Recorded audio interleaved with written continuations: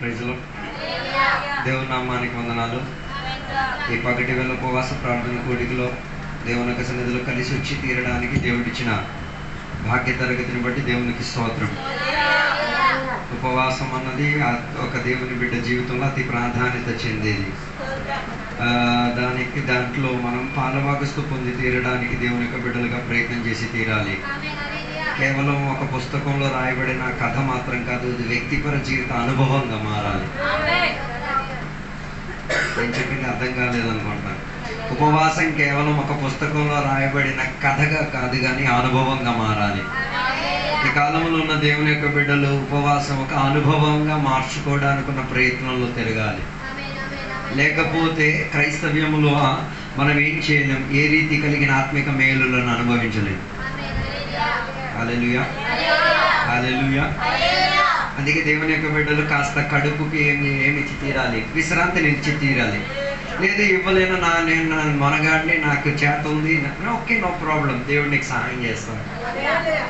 అందుకే బైబిల్ గ్రంథాన్ని మనం తెలుసుకుందాం. సంఖ్యాకాండం 1వ అధ్యాయం దాని 13వ వచనాన్ని మనం చదువుకుందాం.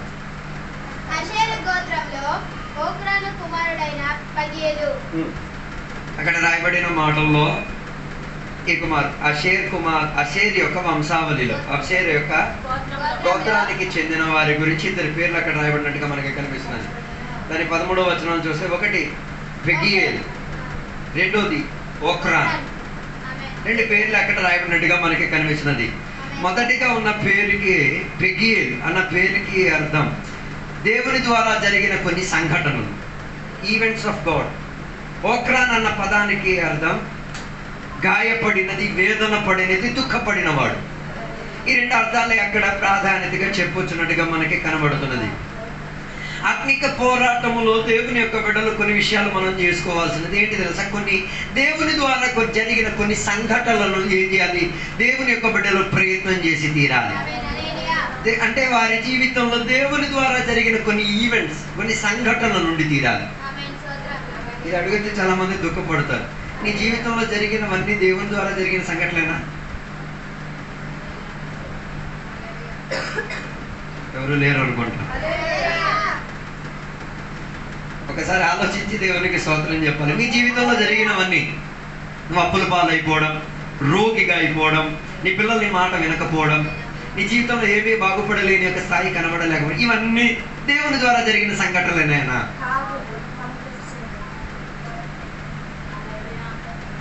సందేహం అయిపోయారు అనుకుంటున్నాను. అని దేవుని ద్వారా జరిగిన సంఘటనలనే. కొన్నిటికి మాత్రం మనం వ్యక్తిపర ద్వారా జరిగిన కొన్ని సంఘటనలని మనం తెలుసుకు తీరాలి. అయితే ఇక్కడ రాయబడిన వాక్య భాగంలో మనం చూడగలిగాం, పెగియేల్ అన్న పదానికి అర్థం దేవుని ద్వారా జరిగిన కొన్ని సంఘటనలు. అదే దేవుని ద్వారా జరిగిన కొన్ని సంఘటనలను దేవుని యొక్క బిడ్డలు కూడా ఏం చేయాలి? చేసి తీరడానికి ఉన్న కొన్ని ప్రయత్నం ఉండి తీరాలి. రెండోదిగా మనకి కనిపిస్తున్న ఓక్రాన్ అన్న పదం వేదపడినవాడు, గాయపడినవాడు, దుఃఖపడినవాడు. అలాగైతే దేవుని యొక్క బిడ్డలుగా కొన్ని సంఘటనలను మనం చేసుకు తీరగలిగాం. ఎలాంటి వారి పట్ల? వేదన పడిన వారి పట్ల, దుఃఖపడిన వారి పట్ల, గాయపడిన వారి పట్ల మనం కూడా కొన్ని సంఘటనలను దేవుని పేరిట ఏం చేయగలిగి తీరుతాం? చేసుకోగలిగి తీరుతాం. అన్నారో లేదో నాకు తెలియట్లేదు. అందుకే బైబిల్ సెలవిచ్చుచున్నది, విశ్వాసం మాత్రం ఉంటే సరిపోదు, విశ్వాసానికి తగ్గట్టుగా ఏముండి తీరాలి? క్రియలుండి తీరాలి, పనులుండి తీరాలి, ప్రవర్తన నుండి తీరాలి. కొంతమంది దేవుని యొక్క బిడ్డలు ఆత్మిక పోరాటంలోనే ఉన్నారు కానీ వారు వ్యక్తిపరంగా దేవుని కొరకు కొన్ని క్రియలు, కొన్ని సంఘటనలు ఏం చేయాలి? దేవుని పేరట చేసుకు తీరాలి. ఇది కాలంలోన దేవుని యొక్క బిడ్డలు సంఘాలు మర్చిపోయి ఉన్న ఒక ప్రత్యేకత. అందుకే దేవుని యొక్క బిడ్డలుగా మనం చూస్తే వేదన పడిన వారి సంఖ్య సంఘములో కన్నా బయట మనకి ఎక్కువ కనబడుతున్నది. గాయపడిన వారి యొక్క సంఖ్య సంఘం లోపల కన్నా బయట ఎక్కువ మనకి కనబడుతున్నది. వేదన పడిన వారి సంఖ్య అధికంగా మనకి బయట కనిపించుచున్నది. దేవునికి ఎరగలేని వారి యొక్క సంఖ్య అధికంగా మనకి బయట కనిపిస్తున్నది. దాని అర్థం సంఘం లోపల కూడా కనబడటం లేదు అన్నది. కనిపిస్తే ఆ సంఘటనలను దేవుని కొరకు ఏర్పరిచేటట్టుగా ఏం చేసి తీరాలి? చేసుకు తీరడానికి ఉన్న ప్రయత్నం ఉండి తీరాలి. అందుకే పగటి వేళ నేను మీకు అడుగుచున్న ఒక మాట, నీవు దేవుని కొరకు చేసిన సంఘటనలు ఏమైనా ఉన్నాయా? Is there any event that represents God? దేవునికి బోధించగలిగి తీరేటట్టుగా ఒక వేదన పడిన ఒక మనిషి నీకు కనబడినప్పుడు, ఒక గాయపడిన ఒక మనిషి నీకు కనబడిన, ఒక నొప్పితో పడి ఉన్న ఒక మనిషిని నీకు కనబడినప్పుడు ఆయనకు నువ్వు ఒక సంఘటనని ఇప్పించి దేవుని రుజువు పరచగలుగుచున్నావా లేదా ఒకసారి పరిశోధించుకోవాలి. ఇది ఈ కాలంలో సంఘం మర్చిపోయి తీరింది. ఏది? ఆరాధనకి వెళ్తారు, సువార్తలకు వెళ్తారు, అన్నీ చేస్తారు, కానీ వేదన పడి గాయపడి దుఃఖపడి ఉన్న ఒకడి గురించి పట్టించుకోవడానికి ఏం లేదు. చేతకాని విధానంగా క్రైస్తవ్యం మారిపోయింది. ఆ పదం ఉపయోగించుకోవచ్చా నాకు తెలియదు. అది చెయ్యాలని తెలుసు కానీ ఏం చేయరు. అంతే కదా. పోయిన రోజు మన సంఘంలో ఒక ఆమె కూతురు ఏమైంది, ఓకే అండి చర్చికి రావట్లేదు, దేవునితో సాంగత్యం లేదు, దేవునికి ఎరిగా, అరే అది నీకున్న ఒక అవకాశం దేవునికి తెలియపరచడానికి. ఒక గడి ఆమె కోసం దేవా ఉపవాసం ఉండి, దేవా ఆమె కుటుంబాన్ని విడిపించండి, వారికి కావాల్సిన ఆర్థికతనిచ్చి దేవా వారిని విడిపించండి, వారి తోడుగా ఉండి అక్కడికి మేము వెళ్ళి ఆసుపత్రికి వెళ్ళినప్పుడు ఆమె చెప్పిన డైలాగులు వెళ్ళినప్పుడు కుటుంబాన్ని కూడా విలువ లేనట్టుగా దేవుని మీద యాతన. తోటి రక్త సముద్రం, ఒక గడియ వెళ్ళి ఆసుపత్రిలో కూకోవడానికి. తర్వాత గొప్ప ఘోర మాటలు.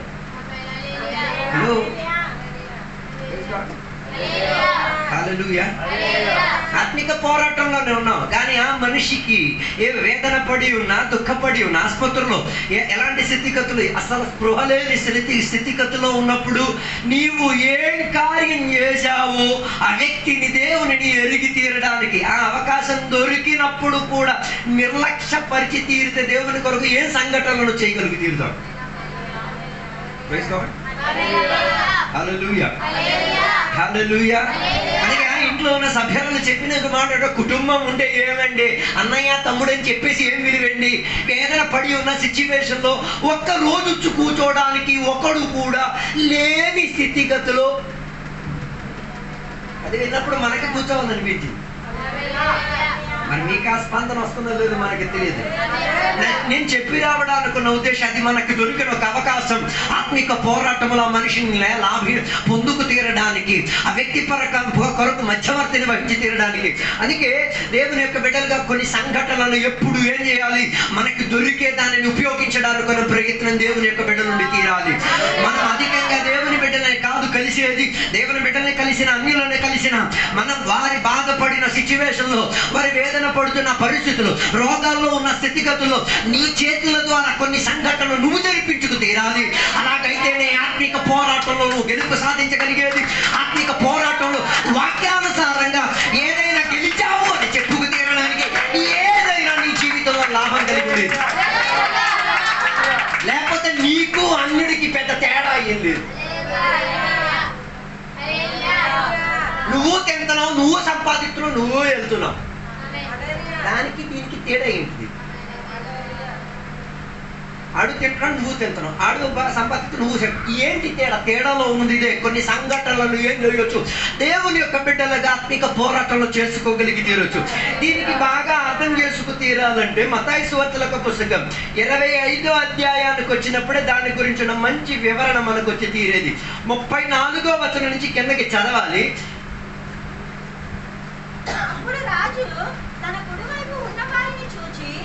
35వ వచనం నుంచి. లేదు 34 నుంచే చదవండి, నో ప్రాబ్లం, ఇట్స్ ఓకే.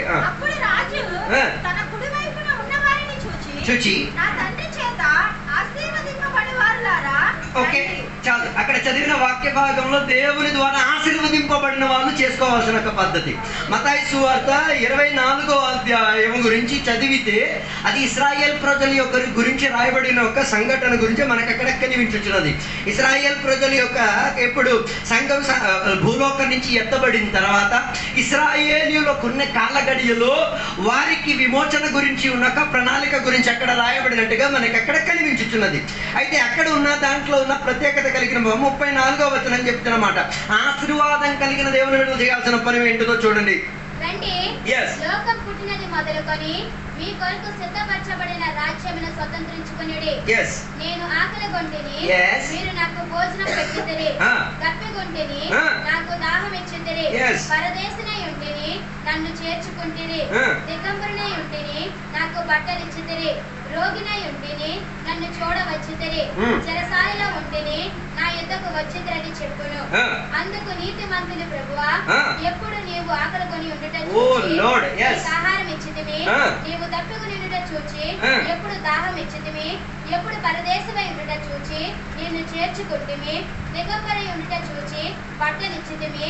ఎప్పుడు రోగివై ఉండుటైనను చెరసాలలో ఉండుటైనను చూచి నీ యొద్దకు వచ్చితిమని ఆయనను అడిగెదరు. చాలు. అక్కడ చదివిన వాక్య భాగంలో రాయబడినది ఆశీర్వదింపబడిన వాడు, దీవింపబడిన వాడు, నీతిమంతుడు చెప్పిన మా పదాలే.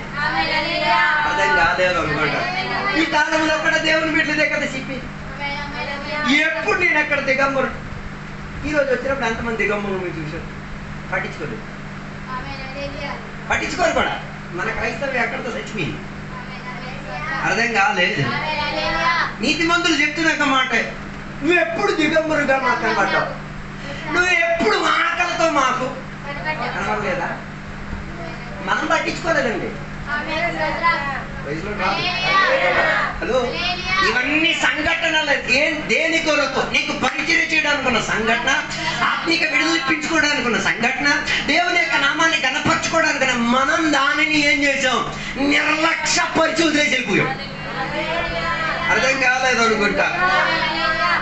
నీతి 37వ వచనం నీతిమంతుడు చెప్తున్న ఆన్సర్ చూడండి. అందుకు నీతిమంతుడు ప్రభువా, ఎప్పుడు నీవు ఆకలిగొని ఉండుటను చూచి నీకు ఆహారం ఇచ్చితిమి. నా ప్రశ్న, దేవుడు ఎప్పుడైనా ఆకలితో ఉండగలుగుతారా?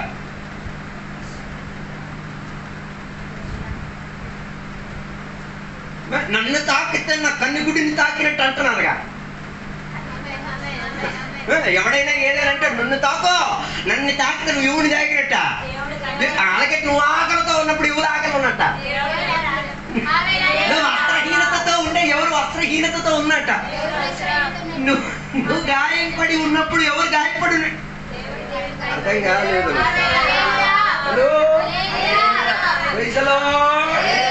నీతిమంతులు చెప్తున్న ఒక మాట, దేవా నువ్వు ఎప్పుడు అంటే దేవుడు ఎప్పుడు ఆకలి కలిగే స్థితిగతిలో ఉన్నారు, దైవజనులు ఎప్పుడు ఆకలి కలిగిన స్థితిగతిలో ఉన్నారు, దైవుని సంఘం ఎప్పుడు ఆకలి కలిగే స్థితిగతిలో ఉన్నారు, అన్యులు ఎప్పుడు ఆకలి కలిగే స్థితిగతిలో ఉన్నారో పోల్చుకోలేని విధానంగా దౌర్భాగ్యం చెందింది ఆత్మీయత.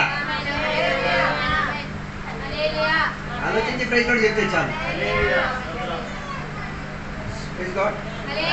అక్కడ రాబడిన మాటలు మొదటిగా మనకి కన్నది ఆకలితో. ఆకలితో ఉన్నోడికి ఏం చేయాలి? ఆహారం ఒకటి. రెండోది, తప్పికతో ఉన్నోడికి ఏం చేయాలి? పానీయం ఇచ్చి తీరాలి. దాహం ఇవ్వకలే, పానీయం ఇచ్చి తీరాలి. మూడోది, పరదేశిగా ఉండుట చూచి నిన్ను ఏం చేసి చేర్చుకున్నాను. 3, 4, దిగంబరునిగా ఉన్న వారిని చూచి. 4, 5,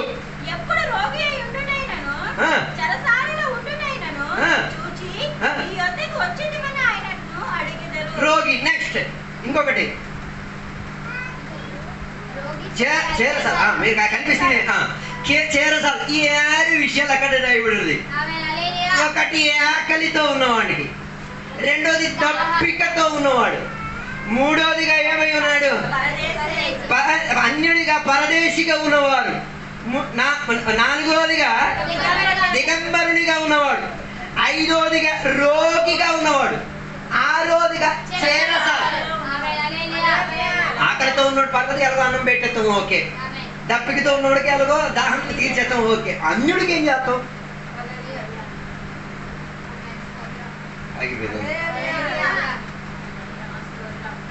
అన్యులకి ఏం చేస్తాం? అని ఎవరైనా ఉన్నారా?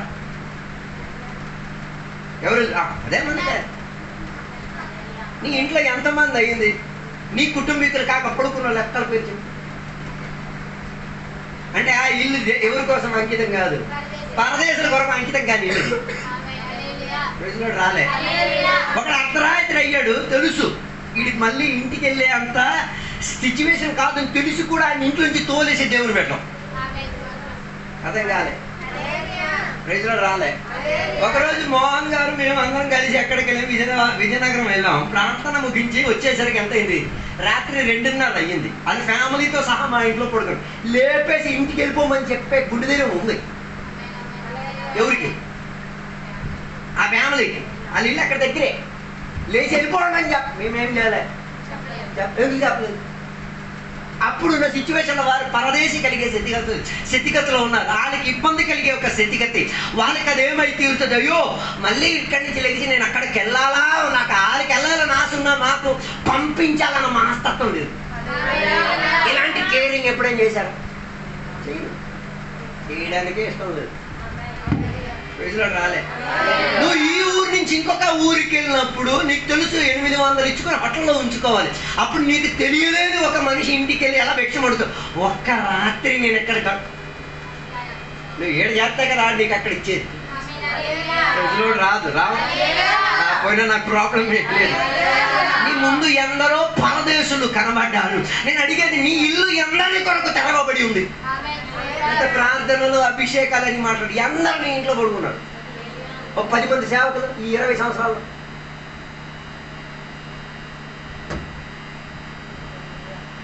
అందరు నిశ్శబ్దత అయిపోయారు. ఇదేంటి పరలోకం ఎలాగొచ్చింది? ప్రైజ్లో రాలేదు. దేవుడు తెలుసు. అయ్యగారి ఇంటికి ఒక గెస్ట్ వచ్చారు, మా ఇంట్లో పడుకోవడానికి మంచం ఉంది, సదుపాయం ఉంది. అయ్యగారు ఆయన మా అన్నకి ఎందుకండి? హలో, చేసుకో, నో ప్రాబ్లం.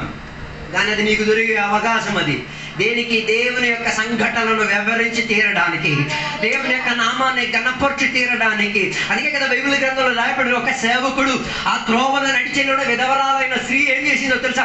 తన ఇంటి పైన ఏం చేసేది? గది సిద్ధపరిచేసి కూకోవడానికి, పడుకోవడానికి, ఉండి తీరడానికి. నేను అడిగేది, ఈ వాక్యం వినేసి కూడా నీకు నొచ్చి కలగలేదంటే ఏ దేవునికి నువ్వు సేవించే ఆరాధన చెప్పు నాకు అసలు కాదు. ప్రైజ్ గాడ్, హల్లెలూయా. తెలుసు ఆ సేవకుడు అన్యుడే, పరదేశీయే, సంచారం చేస్తూ సేవ పరిచయం చేసిన వాడే. అలాంటి వారిని చేర్చుకు తీరడానికి నీ గది. మా గదిలో, మా ఇంట్లో 80 మంది పాస్టర్లు ఒకరోజు పడుకున్నారు. పొద్దున్న లేచి స్కూల్కి వెళ్ళాలా వద్దా అని ఆలోచించి 80 మందిని దాటికెళ్ళాలి.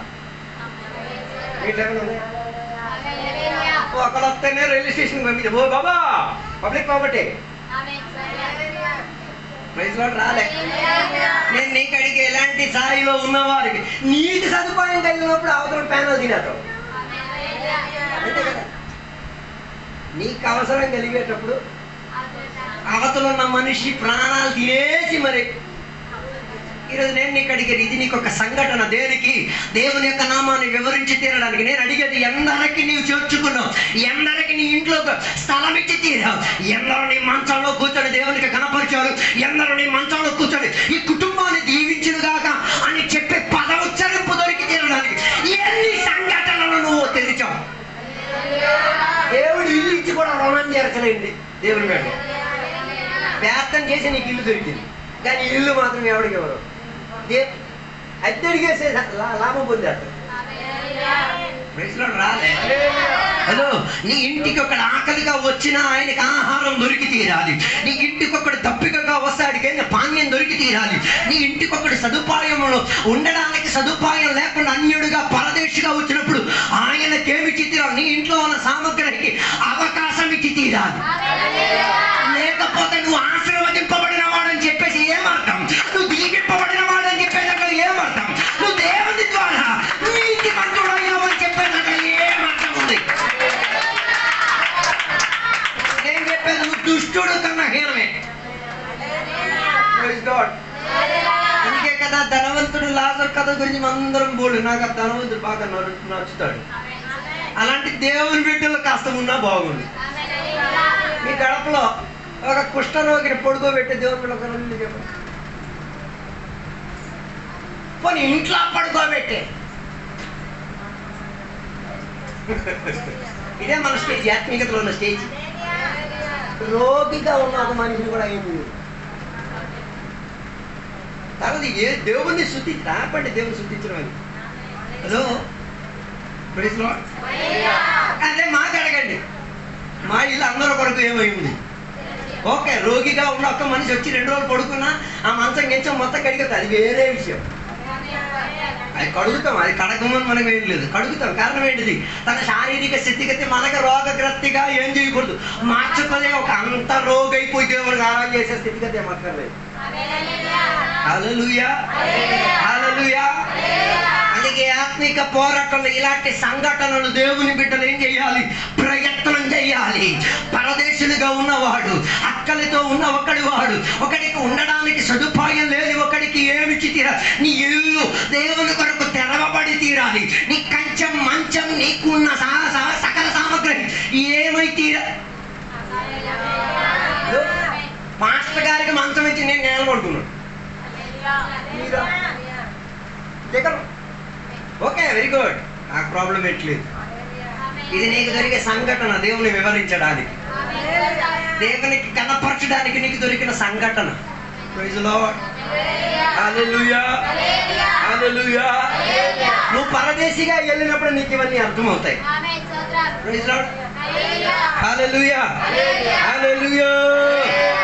4వది అక్కడ చెప్తున్న మాట ఏంటిది? దిగంబరత్వంలో ఒక మనిషి దిగంబరుడిగా ఉన్నప్పుడు కూడా ఏం చేయగలిగితే ఇలా పట్టించుకోగలిగే తీరుండి తీరాలి.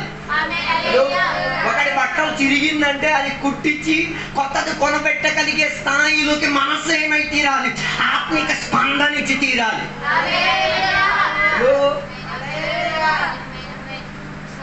అదే మనకి కనబడదు. దిగంబరత్వంతో ఒక మనిషి ఉన్నాడా? ఇప్పుడు ఆరాధనని రావాలా? అన్య భాషలు ఇప్పుడు రావాలి. హలో, నీ సంఘములో నీకు దిగంబరులు కనబడలేకపోతే బయట సమాజంలో కూడా నీకెవరు కనబడరు.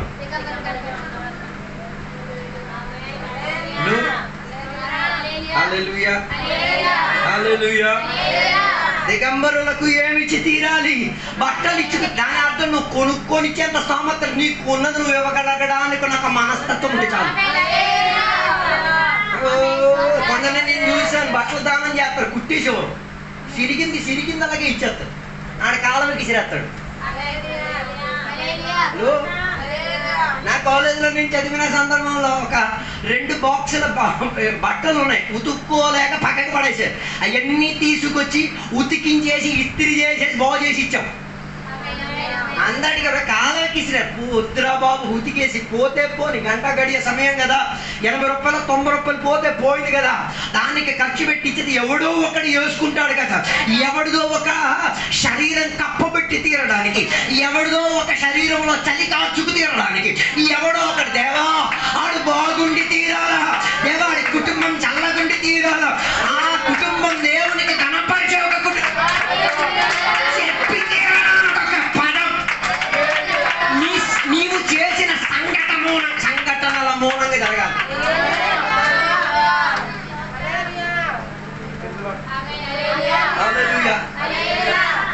దిగంబరత్వం కలిగిన వాడికి ఏమిచ్చి తీరాలి?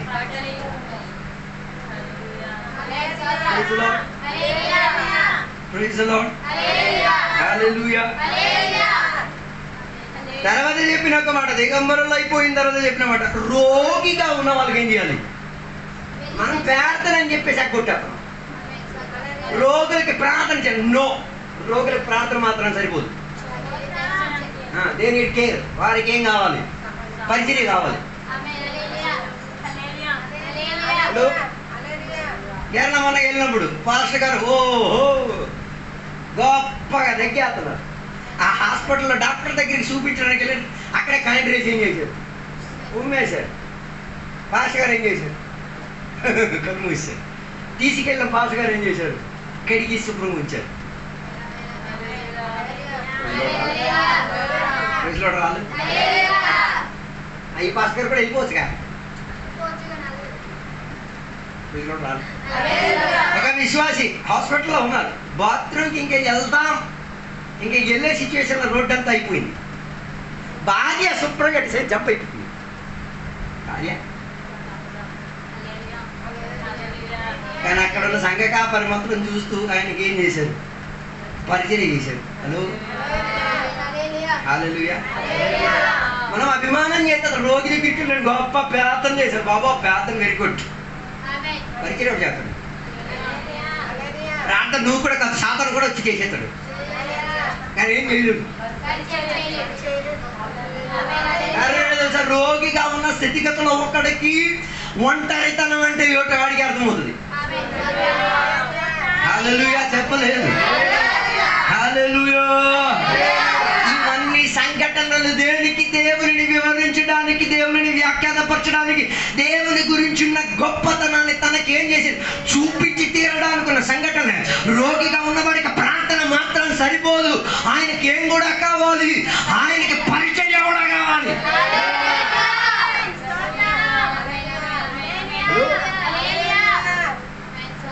పాస్టర్ గారు ఒకరు ఉన్నారు, ఆయన మందులు తీసుకోడు.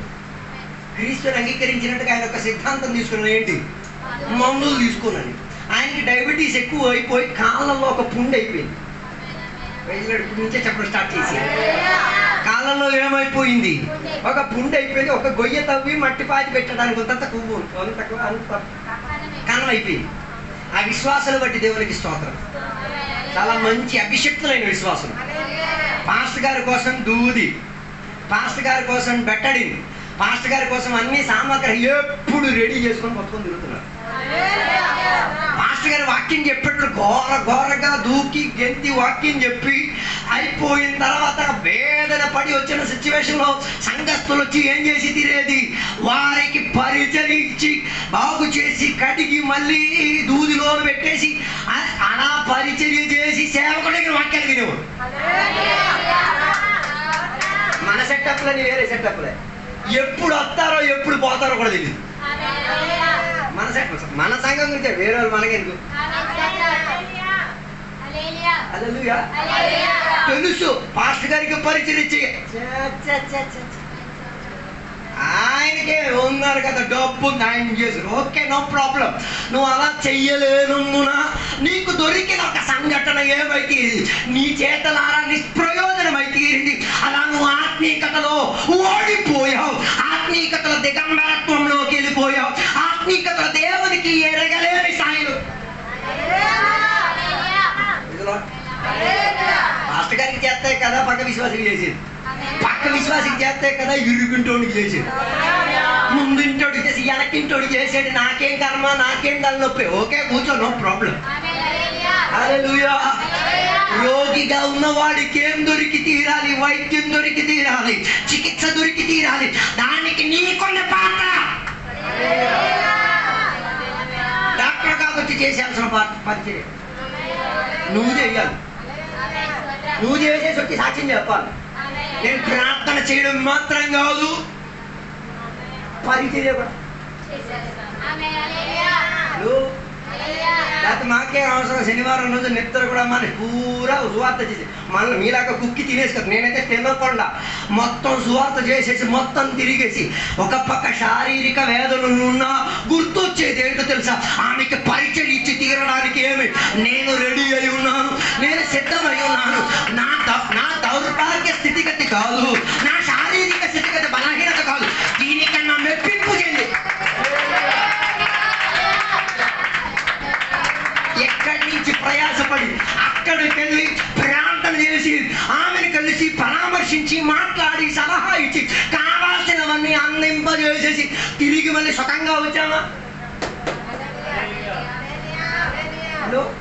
ఒక పక్క నిద్ర వస్తుంది, చింగము తిని తిని తిని రాయగడ వరకు ఏం చేసాం? వచ్చి చేసి శుభ్రంగా పడుకున్నాం. నేను చెప్పొచ్చేది ఎందుకంత ప్రయత్నం? కారణం రోగికి పరిచయం చేసి ఆత్మిక పోరాటంలో గెలవడానికి, ఆత్మిక పోరాటంలో దేవుడిని లేవనెత్తి పెట్టడానికి నాకు ఒక ఛాన్స్ దొరికితే అందులో నేను చేసి ఇది దేవుడి బిడ్డలు చేయకపోతే, ఇది సంఘం చేయకపోతే, ఇది ఆత్మీకులు చేయకపోతే, ఇది అభిషక్తులు చేయకపోతే, ఇది దేవుడు ఎవరు చేస్తాడు పని?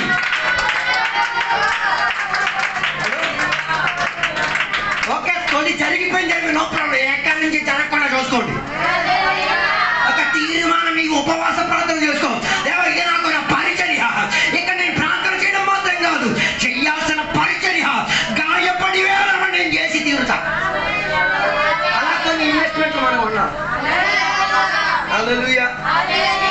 Praise the Lord. హల్లెలూయా. ఓ అలా రోగులకి ఏం చేయాలి? బయటికి విజిటింగ్ చేయాలి. రోగముతో ఉన్న కుటుంబాలకు ఏం చేయాలి? పనికిరాని విజిటింగ్ లైన్ బోల్డే. పెళ్ళి అయిపోతే ఓ విజిటింగ్, పెళ్ళి అవ్వడానికి వెళ్తే ఇంకో విజిటింగ్, అన్ని విజిటింగ్. అరే బాబు, ఆ విజిటింగ్ గురించి నేనేమన్నట్టు నేను అంటుంది రోగిగా ఉన్నా. చెప్పలేదు. హల్లెలూయా. ఒక విశ్వాసి ఆపరేషన్ అయి కూర్చున్న సందర్భమున ఒక కాపరిగా, ఒక విశ్వాసిగా ఏముండి తీరాలి? వెళ్ళి దర్శించి వారి కొరకు వెళ్ళి చెయ్యగలిగే పరిచర్య. ఇంకా నేను సూటి చెప్తే మీరందరూ అంటారు నన్ను కావాలని కోరుని పొడి చేస్తున్నారు అయ్యగారు అని చెప్తారు. చివరికి చెప్పిన మాట ఖైదీగా ఉన్నవారు. అదో మణిపూర్ గురించి ఘోరం ప్రార్థన చేస్తారు అందరూ. మణిపూర్లో జరిగిపోయింది లేవో. నేను మణిపూర్కి వెళ్ళడానికి మనసు రెడీయా? ప్రార్థన చేస్తున్నామంటే దాని మిగతా రిస్క్ కూడా తీసుకోవాలి. ఓకే, నీ చేతిలో స్తోమత లేదు, డబ్బు లేదు, పరిస్థితి, వెళ్ళడానికి ఒక మనసు ఉందా? వెళ్ళొద్దులే. నా తోటి సహోదరుడు అక్కడ పేక కోయబడి గాలికి భూమికి ఏలాడదీసేటట్టు అక్కడికెళ్ళి ఒక్కసారి నిలబడి, నా దేవుడు నిజం కలిగిన దేవుడు, నా దేవుడు ప్రార్థనకి జవాబిచ్చే దేవుడు, వెళ్ళడానికి ఒక ఛాన్స్ ఇవ్వదే. వెళ్తామన్న ప్రార్థన తర్వాతలే ఒక ఛాన్స్. హల్లెలూయా. హలో, పోల్చండి. ఎందరో దేవుని పేరట చెరసాలలో పడ్డారు, ఎందరో దేవుని పేరట ఇరుకులో పడి తీరారు, ఎందరో దేవునికి ఆరాధన చేసి తీరడానికి అవకాశం లేక, దేవునికి ఒక్కసారి ప్రార్థన చేయడానికి, దేవుని మాటలు ఒక్కసారి ఎవరి చేతైనా విని, మళ్ళా మీలాగే కొందరు అంటారు కదా, చదువు ఉప్ప తెలియలేని ఆరాధన దొరకకుండా ఉన్న ఏం ఆలోచన, ఎవడైనా వచ్చి ఒక్క 4 మంచి మాటలు, ఆ ప్రార్థనకు కూడా నువ్వు జవాబు కావట్లే. హల్లెలూయా. హల్లెలూయా.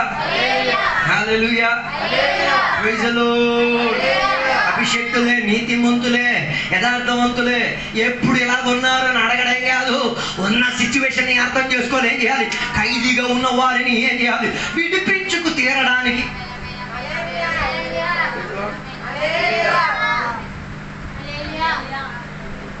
హలో, ఉన్నారా అందరూ? అందరూ ఎక్కడ గాయమైపోయారా? హల్లెలూయా. హల్లెలూయా. హల్లెలూయా.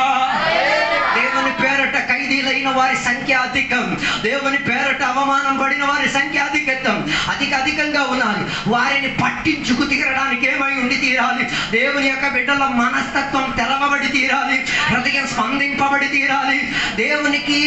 దేవుని నామానికి కీర్తించేటట్టుగా, దేవుని యొక్క సక్రియలు చేసి తీరేటట్టుగా ఉన్న ఛాన్సెస్ అది ఎప్పుడు దొరికేది కాదు. దొరికేటప్పుడైనా ఏం చేసి తీరాలి? వారి పరిస్థితిని ఎరిగి నీ ద్వారా కొన్ని సంఘటనలు జరిగి తీరాలి అని గుర్తు పెట్టేసి తీరాలి.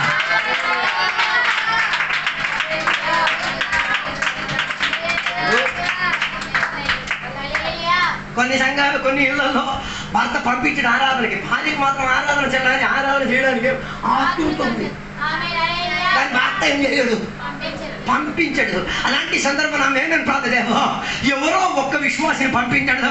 ఒక 10 నిమిషాలు నాతో కలిసి కూర్చొని ప్రార్థన చేయడానికి, ఒక 10 నిమిషాలు నాతో కలిసి ఆరాధన చెయ్యలేడు. హలో, ఎందుకు ఇక్కడ ఆరాధన చేయమని చెప్పేది? ఇలాంటి సిచ్యువేషన్ వచ్చిన వాడి దగ్గరికి వెళ్ళి ఏం చెయ్యాలి? అక్కడ కూర్చొని కాలాశాపం భోజనం తినేసి ఆడి ఇంట్లో సామగ్రి అన్ని చూసి ఎత్తుకొని వెళ్తారే తప్ప, ఆత్మీయంగా ఏదైనా చేసి పెట్టావా, ఏదైనా చేయగలిగి తీరడానుకున్నా నీ శరీరం స్పందించిందా లేదో? ఈ పగటి వేళ ఉపవాస ప్రార్థన కొడిగా ఒక్కసారి ఏం చేయాలి? పరిశోధన కలిగి ఉండి తీరాలి. అలా చేయగలిగి తీరితే గెలుపు నీదే, ఆత్మీయతలో గెలిచేది నీవే, ఆత్మీయ పోరాటములు నువ్వు జయ జెండాన్ని ఎత్తించేది నీవే. నీ ద్వారా దేవుడు అవకాశం ఇచ్చి జయ జెండాన్ని ఎత్తించడానికి.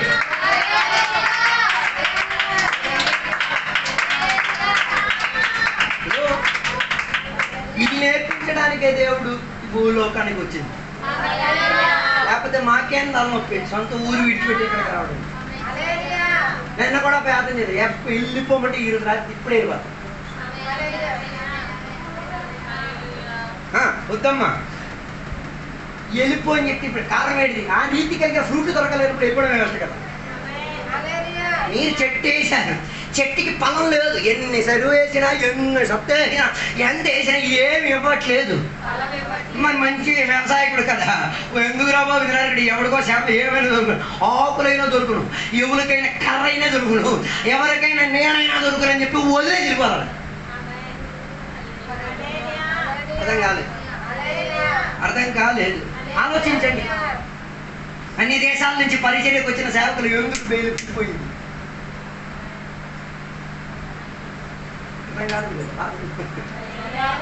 కారణం ఏంటిది? ఆమెకి తగ్గట్టుకున్న ఫ్రూట్ దొరకట్లేదు, ఫలం దొరకట్లేదు.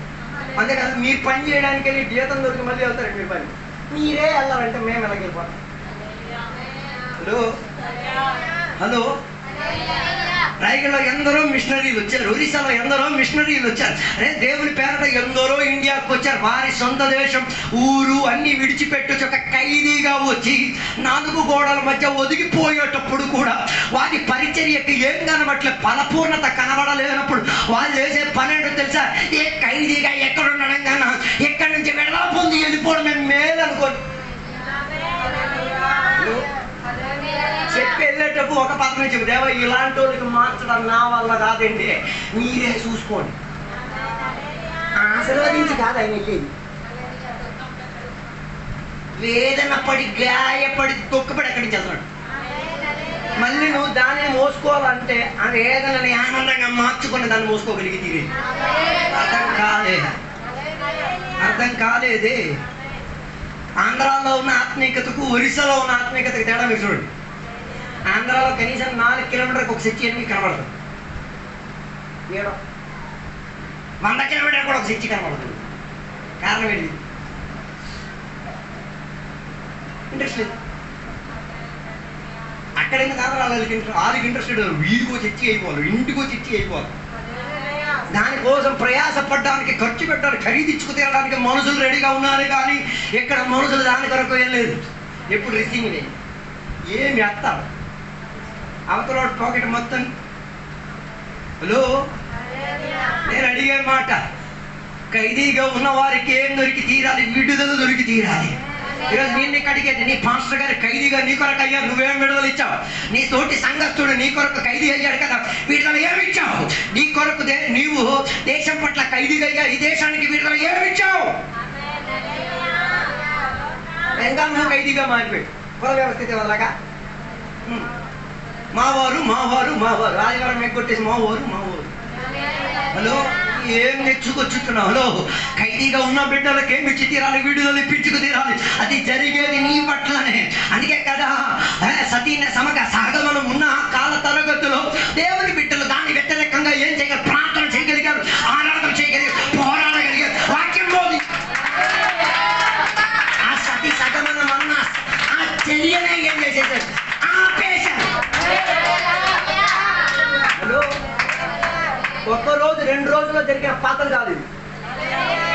మీకు తెలియాలంటే చచ్చిపోయిన వాళ్ళు సమాధి దగ్గరికి వెళ్ళి ఒకసారి పిలిచి అడగండి, ఓయమ్మో ఎన్ని సంవత్సరాలు ఉపవాసం చేశావు, ఎన్ని సంవత్సరాలు ప్రార్థన చేశావు, ఎన్ని సంవత్సరాలు వాక్యం బోధించావు, ఎన్ని సంవత్సరాలు దేవుని యొక్క ప్రజలకి ఇది మాట మాటకి గుర్తు పెట్టించావు. అడగండి, శవం లేచి చెప్పుదాలి.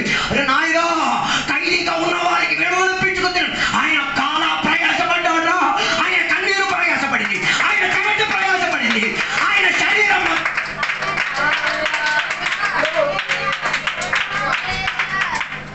ఒకటి జైల్లోకి వెళ్ళిపోతే డబ్బులు ఇచ్చో, నువ్వు మధ్యవర్తిగా ఉండి విడిపించొచ్చుకోవచ్చు. ఓకే, డబ్బులు ఇచ్చో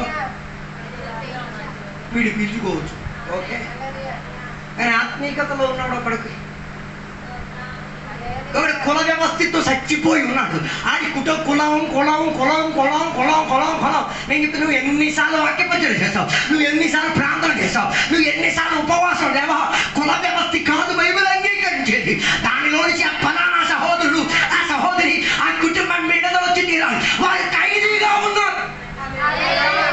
నాకు తలనొప్పి కాదు, ఎప్పుడు ఇలా గిచ్చి గిచ్చి చెప్పి మాకు తెలుసు నువ్వు ఖైదీగా ఉన్నావు అని.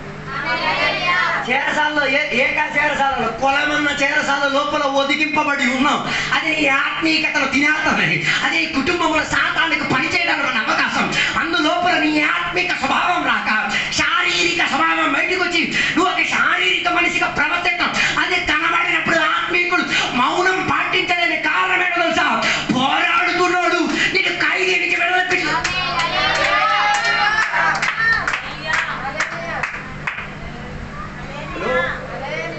ఇప్పుడు కదా మీకు మంచి వంటలు మంచి బట్టలు వచ్చేది. 20 సంవత్సరాలు తరగతి ముందు ఆలోచించింది. చీర ఎలా వేసుకోవాలి మా అమ్మని నేర్పించింది ఒక్కొక్కరు.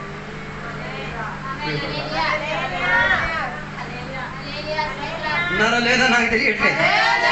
హలో, నీ ముందే ఎందరో ఖైదీలు ఉన్నారు. ఒక ఆరాధన ఎక్కడుతున్నాడు, అది ఖైదీ కాదా? సంఘటనలో ఉన్న కూటమికి ఏటికి రాడు, అది ఖైదీ కాదా?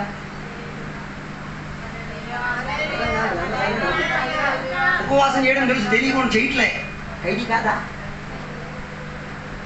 ఈరోజు కనబడాలి. అవి వారిని విడిపించుకు తీరడానికి నీ పరిచర్య రెడీ అవ్వాలి, నీ ప్రార్థన రెడీ అవ్వాలి, నీ ఉపవాసం రెడీ అవ్వాలి. దాని యొక్క వారు విడుదల పొందుతారు. దానికి నీవే ఓపిక సహనంతో ఏం చేయాలి? వాటి వెనక అతల ప్రయాసపడి తీరాలి. ఎలాంటి ఖైదీనైనా దేవుడు ఏం చేసి తీరచ్చు? స్పందనిస్తే ఒక్క క్షణంలో మారిపోయి తీరచ్చు. ఆ వేదనను తీసుకోండి. ఎవరు తీసుకోవాలి? నీతిమంతులు, అభిషక్తులు, దేవుని ద్వారా పిలవబడిన వాళ్ళు ఈ బాధ్యత తీసుకోవాలి. ఎవరు తీసుకోవాలి ఈ బాధ్యత? అన్ని పాస్టర్ గారిని ఎక్కువదే నో తీసుకోండి. పాస్టర్ గారు మోయాక్కలు ఎందుకు మోసింది చాలు. హలో, నాతో ఉన్నారో లేదో నాకు తెలియట్లేదు.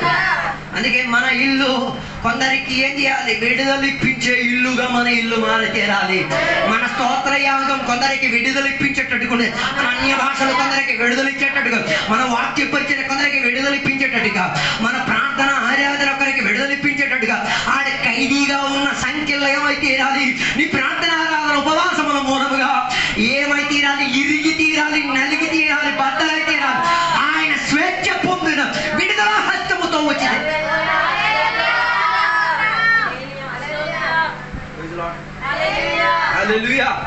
దీనికి ఆధారంగా ఒక వాక్యం చదవకపోతే అర్థం కాదు.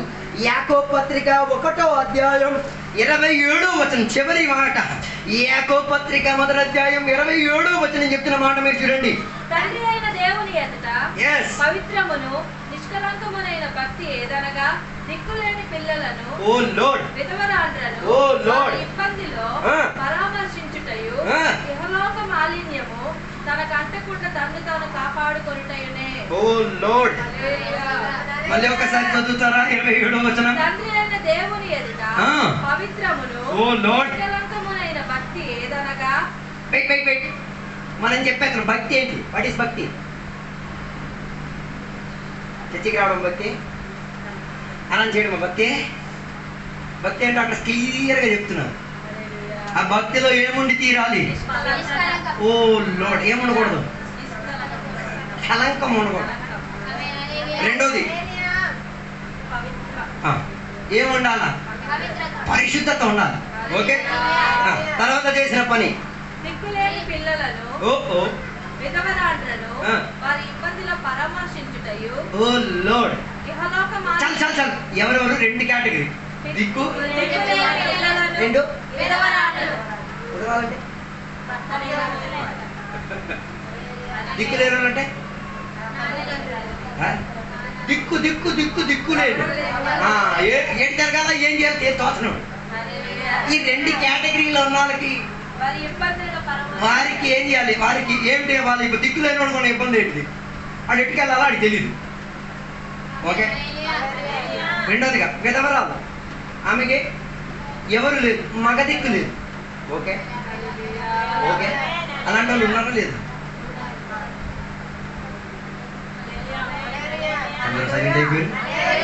భర్త లేకపోవడం అంటే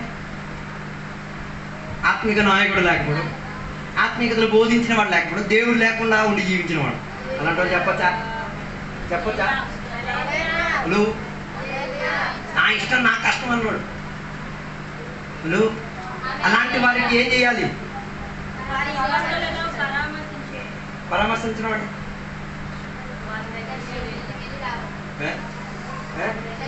మనం దర్శించడం వదిలిపెట్టండి. వారిని దర్శించడం మాత్రం కాదు, వారికి ఏం చేయాలి? దిక్కు లేని వాడికి దిక్కు చూపించేసి ఆ దిక్కులో నడిపించుకుని రావాలి. అదే కాదే, అనాథగా ఉన్న విధవరాలుగా ఉన్న ఆమెకి ఏమిచ్చి తీరాలి? ఒక నాదుని అప్పగించేసి ఆ నాదుని తోడుగా ఎక్కడికి? సంఘానికి తీసుకురావాలి, పరలోకానికి. ఎక్కడెక్కడ తీసుకురావాలి? సంఘానికి తీసేస్తే సంఘ పాటగా నెట్ మీద తగ్గడం కాదు, సంఘానికి తీసుకొచ్చి పరలోకానికి ఆయన నేను చేసి తీరాలి. ఇది భక్తి. హలో, మన సంఘంలో అందరూ లేరు, దిక్కు లేకుండా తిరిగి. కొందరికి ఆదివారం మాత్రం దిక్కు అనిపిస్తుంది, చెప్పక తప్పదు. మరి స్వార్థ రోజు మాత్రం దిక్కు అనిపిస్తుంది, మిగతా రోజు గుడ్డోడే. ఉపవాసం కూడుకున్నప్పుడు దిక్కు కనిపిస్తుంది, తర్వాత గుడ్డోడే. ఆడవాళ్ళు కూడుకున్నప్పుడు దిక్కు కనిపిస్తారు. హలో, కొందరికి ఆదివారం మాత్రం భర్త కనిపిస్తారు, ఆదివారం మాత్రం దేవుడు. తర్వాత హలో,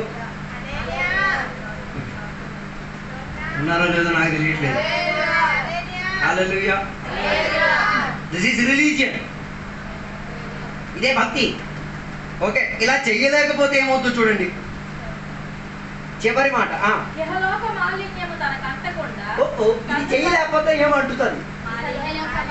ఎక్కడ మాలిన్యం? తక్కువ ఏదో మాలిన్యం.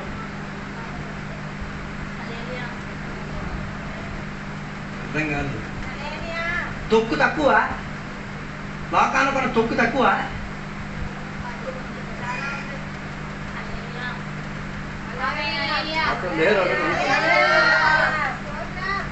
ఆదివారం పని ఏడో తెలుసా?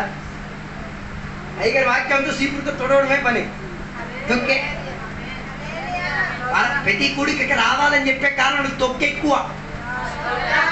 అందుకే కదా మీ ఇంటిని పొగలూరు సాయంత్రం 2 సార్లు ఏం చేసేది? చీపురుతో తుడిచే కారణం ఏంటి? తొక్కు ఎక్కువ ఉన్న ఇంట్లోనే నువ్వు నివసించేది. కారణం ఏంటిది? ఆ ఇంటికి ఉన్న కిటికీ, ద్వారబంధం, కన్నాలు, గిన్నెలన్నీ తొక్కు రావడానికి ఉన్న కన్నాలే, పోవడానికి ఉన్నది కాదు. పోవడానికి నువ్వు దానిని ఏం చేయాలి? పరిచర్య చేసి దానిని ఏం చేయాలి? శుభ్రం చేసుకు తీరాలి. అలాగైతేనే ఇంటిలో నుంచి తొక్కు వెళ్ళిపోయి తీరేది. అలాగైతే లోకంలో బోల్డ్ తొక్కులు ఉన్నాయి. ఆ తొక్కు నీకు అంటకుండా ఉండి తీరాలంటే ప్రతిరోజు నువ్వు క్లీనింగ్ చేసే పనిలోకి దిగాలి. దిక్కు లేకుండా తిరుగుతున్న వాడికి క్లీనింగ్ అయ్యాలా? నాన్న లేక ఆధారం లేకుండా తిరుగుతున్న పేదలకు ఏమి తీరాలి? ఒక నాదుని అప్పగించుకు తీరి వారి లోపల ఏమి రాకూడదు? కలంకం రాకుండా, తొక్కు రాకుండా.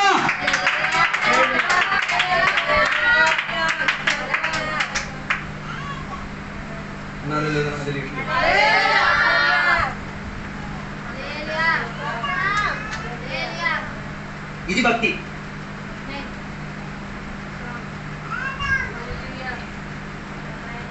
పాటలు బాగా ఉన్నాయి కదా, భక్తి వేషం ధరించేసుకొని నటించేసుకుని తిరిగిన విశ్వాసం. పాట బాగుంది. భక్తి వేషం ధరించి నటించేసి శక్తి లేకుండా ఏం చేస్తున్నాడు? దేవుని బిడ్డలు తిరిగేస్తున్నాడు. నీ ఆత్మిక పోరాటం చిన్నది కాదు.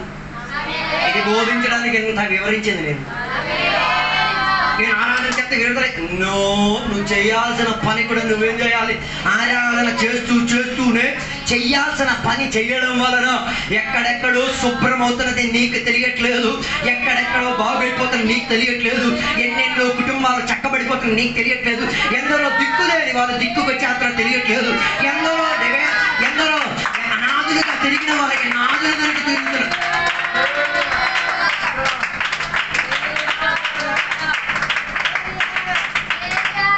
మున్సిపాలిటీ నిర్ణయించేస్తే రాయగడ తొక్కులని తీసి వచ్చా, అన్నీ తీయకపోయినా కొన్నే తీయొచ్చు. అర్థం కాలేదు. లేకపోతే ఇంటి గమనికాడకు వచ్చి చీపురుతో తుడుతున్నాయి. అమ్మ నువ్వు ఎంత ప్రయాసపడుతున్నావు, మళ్ళీ తొక్కులు వస్తాయి. దాని అర్థం నీ పని ఆగట్లేదు అంటే జీతం దొరుకుతుంది కదా, చేస్తానని నేను అంటది.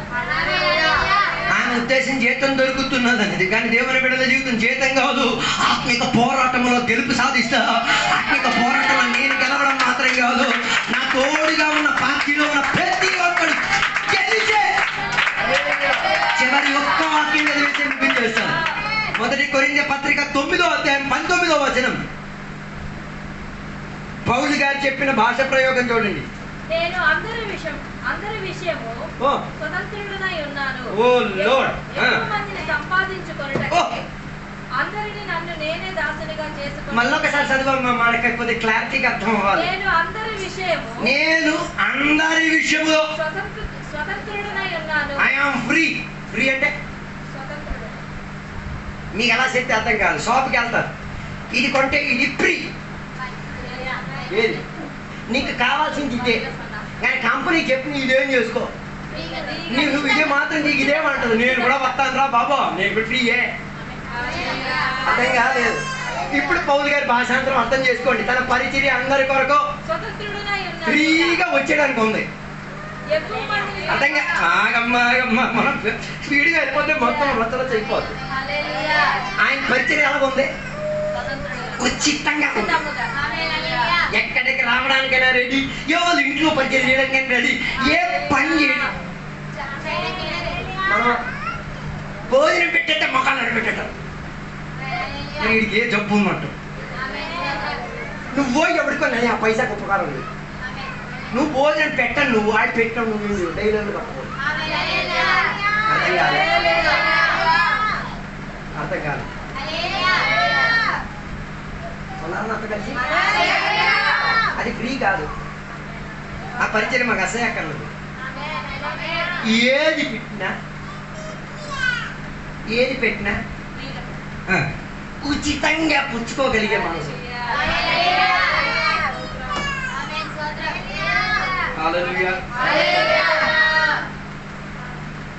మరి దేవుని బిడ్డల విషయం నేను మరి అడక్కర్లేదు.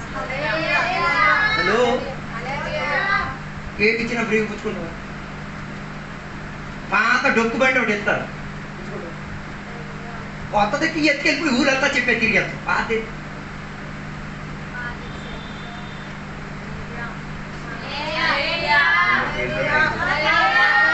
పౌలుకున్న మనస్తత్వం, నేను అందరికీ ఏమై ఉన్నాను, ఉచితంగా ఫ్రీ సర్వీస్ లో ఉన్నాను. దేవుని బిడ్డలు కూడా ఇలాగే మారి తీరాలి. దేవుని సేవకులు కూడా ఇలాగే మారి ఫ్రీ సర్వీస్ ఉచిత. అయితే ఇది చేస్తే నెక్స్ట్ కోసం నొక్కడానికి రెడీ చేసుకుని వస్తాం. ఈ నెలగా అలా ఆడు రాజా ఆడ, పాడు రాజా పాడ చూసారా? ఈ వీధి నాటకాలు వేయడానికి దేన్ని పట్టుకున్నా, కోతిని పట్టుకున్నాను. Lakshmi Jan SIT, Lakshmi SIT. 100 మంది సీట్లకే. హలో, పౌలు గారు చెప్పిన ప్రయోగం, నేను అందరి కొరకు ఏమై ఉన్నాను, ఉచిత పరిచర్య. ఉచితంగా అన్ని కొరకు అన్ని చేయడానికి, ఉచితంగా అన్ని పుచ్చుకోవడానికి రెడీ. ఉచిత. హలో, యేసయ్య రక్తాన్ని ఉచితంగా నువ్వు పుచ్చుకోను. నీవు పాత సామగ్రిని ఎందుకు నువ్వు పుచ్చుకోలేవు? ఎంగిలైన భోజనం ఎందుకు నువ్వు పుచ్చుకోలేవు? దానికి అర్థం నీకు యేసయ్య రక్తం మీద విలువ లేదు అన్నట్టు.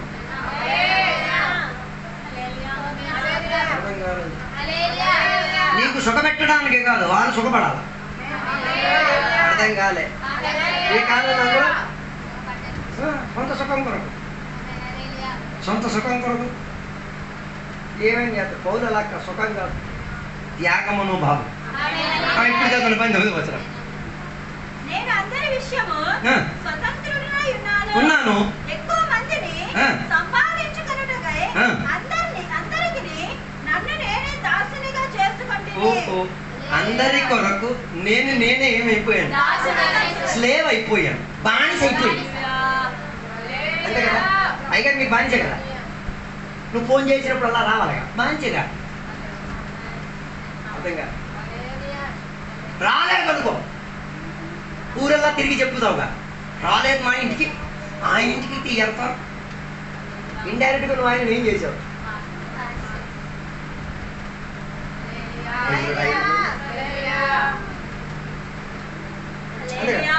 రా సువార్తకి ఆయన చెప్తేనే వస్తాం. నాకు ఆడ రాజా లక్ష్మి జంప లక్ష్మి దానికన్నా పెద్ద తేడా ఏం కనిపించట్లేదు. అందులో కోతి ఇందులో అయ్యగారే. కలిలే చెప్పండి పర్లేదు, మనం చేసే పద్ధతి కలిలే చెప్పండి. ఎందుకు సిగ్గు? పౌలు గారు ఎందుకు ఈ పరిచయం చేస్తున్నాను? అందరినీ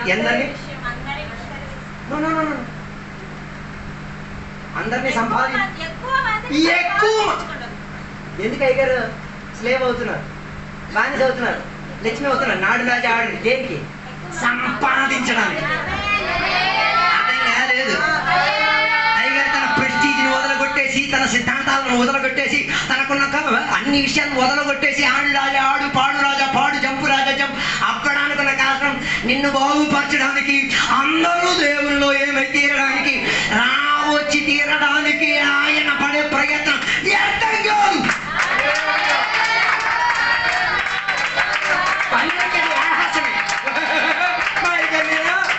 బానిసగా వాడాను అయ్యగా నేను కుక్కలాగా ఆడించాను. ఓకే, నువ్వు ఏమన్నా పర్వాలేదు, నీ స్టేజ్ అది. నువ్వు అనే నేను అయ్యగారుకున్న ఉద్దేశం నిన్ను వాడడానికి కాదు, నిన్ను లాభం పొంది తీరడానికి, నిన్ను పరలోకానికి అప్పగించి తీరడానికి, నిన్ను దేవుని చేతిలో సంరక్షించుకు తీరడానికి పడే ప్రయత్నం ఇదే.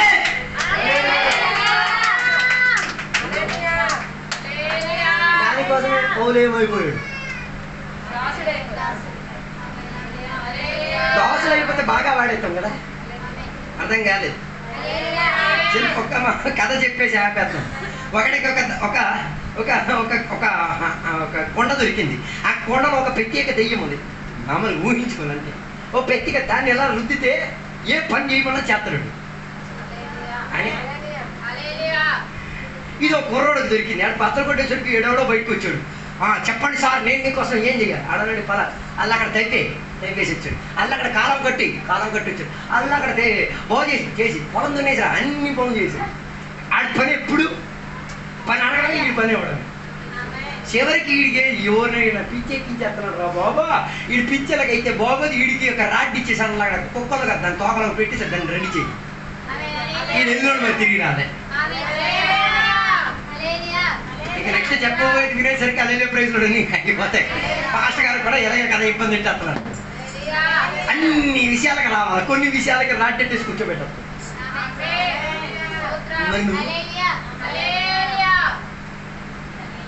అయినా పాస్టర్లకు ఉన్న మంచి లక్షణం ఏంటో తెలుసా? మళ్ళీ వస్తారు. హలో, సేవకుడుకున్న మంచి లక్షణం మళ్ళీ వస్తారు. నువ్వు ఎంత కాంట్రీస్ ఉమ్మేసినా, నువ్వు ఎంత తిట్టేసినా. చక్కెర ఉంది కదా మన చర్చిలో, కాంట్రీస్ ఉమ్మేసి వెళ్ళిపోయారు. మా ఇంటికి కూడా ఇప్పుడు కూడా వెళ్ళబట్టి వెళ్తారు. నువ్వు నీ అభిషేకం నేను తట్టుకునేది కదా అట్లా వెళ్ళడానికి. హలో, నా మాటలు నేను ముగించేస్తున్నా. ఉపవాస కోరికలు ఇవన్నీ కూడా క్లియర్ చేసుకోండి. ఈ ఏరియాలన్నీ క్లియర్ అయిపోవాలి. అది కాంట్రీస్ ఉమ్మేస్తే కాంట్రీస్ మళ్ళీ వస్తాం, మళ్ళీ ఉమ్మేసుకోరా బాబు. ఎంత ఉమ్ముతావు? నువ్వు ఉమ్ము తీరేంత వరకు మేము ఉంటాం. అర్థం కాలేదు. నువ్వు ఉమ్ము తీరేంత వరకు నువ్వు వస్తావు కదా. హల్లెలూయా, హల్లెలూయా, హల్లెలూయా. ఏసన్న గారు ఒక అమ్మగారి ఇంటికి వెళ్ళినప్పుడు ఆ ఇంట్లో ఉన్న అమ్మ ఏసన్న గారికి భోజనం పెట్టడానికి తయారైన భర్త వచ్చేసాడు. భర్త ఏం చేశాడు తెలుసా? ఉన్న అన్నంలో మొత్తం కెక్కేసాడు. అదే ఎప్పుడు రావాలా? ఇప్పుడు పెట్టు మీ అయ్యగారికి. ఆ పాస్టర్ గారు ఆ అమ్మగారిని చూసి, ఆ విశ్వాసం చూసి, పెట్టమ్మా ఏంది ఆలోచిస్తున్నాం, పెట్ట. 3 ముద్దలు తినేసరికి అవతల కూర్చున్నాడు. గుడ్డు కదిలిపోయి నా మాంతి తినే అంత స్థాయి రా బాబు నీది. వచ్చే వారం నేను నేనే చచ్చిపోతాను. హల్లెలూయా, హల్లెలూయా. పాస్టర్ గారి పరిచయం అంటే చిన్న పరిచయం అనుకుంటున్నారా? పాస్టర్ గారు చేసే పరిచయం చిన్నది అనుకున్నా బాబు. ఎన్ని కాండ్రింపులో నుంచి వెళ్తున్నారు, ఎన్ని వేదనలో నుంచి ఆ ఏటిని కూడా ప్రకాశించకుండా చిరునవ్వుతో దేవుని యొక్క వాక్యాన్ని పరిచయం చేసి మీకు చెప్పుచున్న మాట, నేను మీ కొరకు రెడీగా ఉన్నాను. ఒక దాసుడిగా పనిచేయడానికి, నిన్ను స్వతంత్రుడిగా చేయడానికి నన్ను దానికి ఒక పదం ఉంది, మనం ప్రయోగించుకోకూడదు. ఎలా దారుణంగా వాడమంటే వాడేను, ఎంత నికృష్టంగా వాడేమన్నా. నిన్ను మాత్రం వాడడానికి వస్తే అసలు ప్రతాపం చూస్తాం. అందుకని ఆ మాటలు నేను ముగించాలనుకుంటున్నాను. నీ జీవితంలో కొన్ని సంఘటనలు ఉండాలి. వేదన పరిచిన వారికి కొన్ని సంఘటనలు నీ ద్వారా జరగాలి. గాయపడిన వారికి కొన్ని సంఘటనలు నీ ద్వారా జరగాలి. నొప్పి కలిగిన వారికి కొన్ని సంఘటనలు నీ ద్వారా జరగాలి.